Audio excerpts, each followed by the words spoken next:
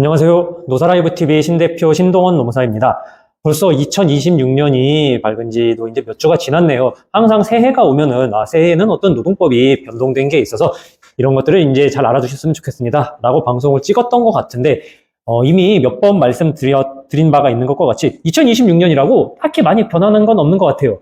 뭐, 사대보험 요율 중에서 건보랑 국민연금이 좀 인상되는 거, 그런 것들이 있고, 그 외에 여러 가지 지원금들이 있죠. 출산 전후휴가라든지 유사산휴가 지원금들. 2026년에 새롭게 나타나는 건 계속해서 말씀드리지만 결국 노조법 제2조, 제3조 개정, 즉, 노랑봉투법 개정. 이게 2026년에 가장 큰 화두라고 생각하시면 될 것 같습니다. 그래서 지난 시간에는 이제 그 노조법 개정안 중에서 사용자 확대에 대해서 말씀을 드렸고요. 오늘은 노동쟁이도 확대가 된다라는 점을 한번 말씀을 드리고 싶습니다. 노동쟁이라는 말 들으면 뭔가 파업 같죠? 노동쟁이? 막 노동조합이 막 파업하거나 뭐 그렇게 막 시위하는, 들고 일어서는 그런 게 노동쟁이인가? 라고 생각을 할 수 있는데 그렇지 않습니다. 방금 말씀드린 뭐 파업이라든지 시위나 뭐 태업, 뭐 보이콧 이런 것들은 쟁의 행위라고 하는 거지 노동쟁이는 아니에요. 그럼 노동쟁이는 뭐냐? 쟁의행위는 노사가 진짜로 들고 일어나서 싸움이 시작하는 거고, 노동쟁의는 싸움이 촉발하기 전에 서로 간의 의견이 맞지 않아서 이제 싸움으로 들어가기 전 단계가 발생했다는 겁니다. 그 말인즉슨 서로 간의 주장이 불일치를 하고 노동조합은 이때 가장 먼저 하는 게 교섭을 요구하는 거죠. 여러 가지 의미가 있습니다. 노동쟁의는 단체 협약이 만료될 때쯤 돼가지고 새롭게 근로조건을 정하자라고 이제 교섭 요구를 하는 걸 수도 있고, 단체 협약이 맺어졌지만 그 외에 협약에서 다 정하지 않은 것들이 새로운 것들이 뻥뻥 터지잖아요. 늘 사업을 하다 보면은 그런 것들에 대해서 이런 거는 단체 협약이 없었던 건데 새롭게 교섭을 하자 해가지고 이제 교섭 대상이 되는 것들. 어떻게 보면은 노동쟁이가 말은 어렵지만 교섭 대상이 되는 것들을 가지고서 노동조합이 한번 밀고 들어가는 거, 그런 거를 노동쟁이라고 보시면 될 것 같아요. 이게 노동쟁이의 범위가 예전에는 그냥 근로조건의 결정에 대한 의견의 불일치 상태, 이게 노동쟁이였어요. 즉 근로조건이라는 건 생각보다 범위가 되게 좁거든요. 뭐 임금, 근로시간, 안전 뭐 이런 것들, 이런 게 근로조건이에요. 그 외의 것들, 뭐 경영상의 뭐 그런 거라든지, 야 우리 회사 승진제도, 아니면은 노동조합 사무실, 뭐 아니면 야, 우리 복리후생 좀 좋게 해줘, 이런 것들은 명백한 근로조건이 아니었어요. 지난 시간에 말씀드렸듯이 시간, 장소, 임금 이런 것들이 주로 근로조건이었거든요. 그런 결정에 대한 불일치였기 때문에 또 한번 일단 정해지죠. 단체 협약을 맺었든 근로계약을 새로 맺었든 취업규칙을 새로 바꿨든 간에 한번 이제 단체 협의를 해가지고 정하면 그거에 대해서는 평화 의무라고 해서 쟁의행위 교섭도 할 수 없고 쟁의행위도 할 수 없어요. 그렇게 이제 좁았었는데, 그래서 막 사용자도 그렇고 노동적도 그렇고 단협을 어기면 그거 가지고서는 새롭게 교섭 요구하는 게 아니라 그냥 단협 위반을 신고 이런 식이었거든요. 근데 이게 폭이 엄청나게 넓어졌습니다.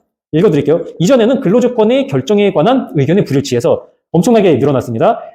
노동조합과 사용자 또는 사용자 단체 간의 임금, 근로시간, 복지, 해고, 근로자의 지위, 기타 대우 등 근로조건의 결정과 근로조건에 영향을 미치는 사업 경영상의 결정에 관한 주장의 불일치.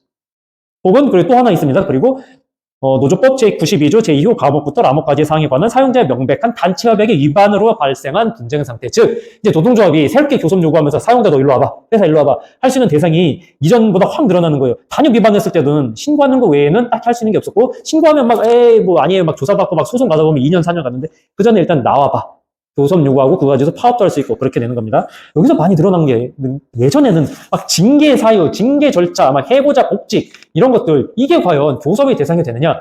이 노동쟁의가 된다는 거는 사실 교섭은 뭐든지 할 수 있죠. 근데 대부분의 교섭 사항은 법적으로 임의적. 그러니까 해도 그만 안 해도 그만 하면 좋고, 뭐 교섭은 여러 가지 하면 좋은 거니까. 근데 그 교섭 거부를 한다 하더라도 무조건 불법은 아니라는 거예요. 근데 이 노동쟁의에 들어가 있는 이거에 대해서 노조가 교섭을 요구했을 때 회사가 교섭을 거부하죠.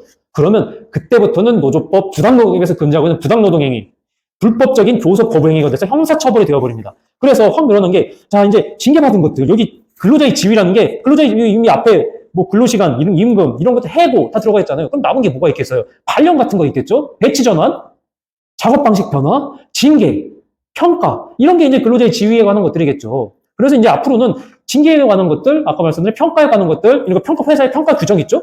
징계 규정, 이거 노동조합이 교섭 대상이 됩니다. 그리고 이게 제가 말씀드리는 이게 지금 노동부에서 얼마 전에 발생한 지침인데, 사실 노동부는 언제나 그렇죠. 법이 바뀌면 상당히 그 해석 지침을 폭을 좁게 해서 발표를 하거든요. 근데 제가 말씀을 드리지만 노동부의 행정 지침이라든지 이런 것들은 법적 구속력이 없습니다. 물론 노동부도 법을 잘 알기 때문에 노동부의 행정 지침이 맞을 확률이 한 80% 정도인데 20% 정도는 노동부의 행정 지침대로 했다가 깨지는 경우들이 상당히 많아요. 예, 뭐 국회도 그렇고 법원도 그렇고 노동부의 해석 지침을 전혀 고려를 하지 않고 판단을 합니다. 노동부 행정 지침 보면은 뭐 그런 것들 있죠. 징계라든지 해고 그런 것들에 있어서 개별 근로자의 징계 이런 것들은 뭐 해당이 되지 않을 것 같다라고 지침을 내놨어요. 왜냐? 단체 협약 이런 것들은 집단성을 전제로 하고 있기 때문에 개별 조합원의 처분에 가는 것들은 쟁의에서 제외된다라고 하는데 이 말을 반대로 뒤집으면 회사에서 직원들을 여러 명 한 방에 징계하는 경우 있잖아요. 예를 들어가지고 어느 날 쭉 이전까지는 근태 이런 걸 철저하게 체크 안 하다가 야 요새 우리 회사 애들이 좀 근태가 안 좋은 것 같지 않아? 야, 반년치 갖고 와봐. 해서 봤더니 반년 동안 뭔가 조금 한 1분, 2분 이렇게 지각한 애들이 보니까 한 300명 돼. 그 중에서 한 지각 3회 넘은 애들 쫙 추려가지고 징계하자 해가지고 그러면 그래도 한 대기업이랑 몇백 명 징계가 빡 나오죠? 그럼 이때부터는 개별 조합원이 처분이 아니잖아요. 300명 징계했네? 그럼 너 좋아. 야, 그동안 잡지 않다가 갑자기 300명 지각이라든지 이런 거 근태 빡빡하게 하면서 하는 거, 이거는, 근로조건의 지위에 관해서 심각하게 너네가 지금 노동 관행이나 이런 것도 어기는 거다. 교섭장으로 나와라. 노동부 지침만 딱 뒤집어도, 개별 조합원의 처분에 관한 사항이 아니잖아요. 300명이 징계당했잖아요. 이게 300명이라면 너무 커요? 10명만 돼봐요. 10명이면 개별 조합원의 처분이에요?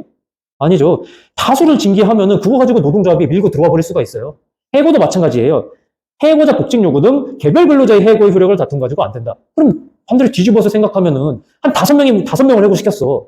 그럼 5명 해고자 복직시켜라. 이거부터는 개별 근로자예요? 아니죠. 5명만 돼도 집단성이 어느 정도 되고 다 우리 조합원이야. 라고 하면 이때부터는 이 노동부 지침만으로 봐도 해석이 빡빡합니다. 예. 그 외에도 많아요. 승진제도의 공정성을 위한 법. 지금은 승진제도, 평가제도 이런 것들을 고유한 경영권이다라고 했었거든요.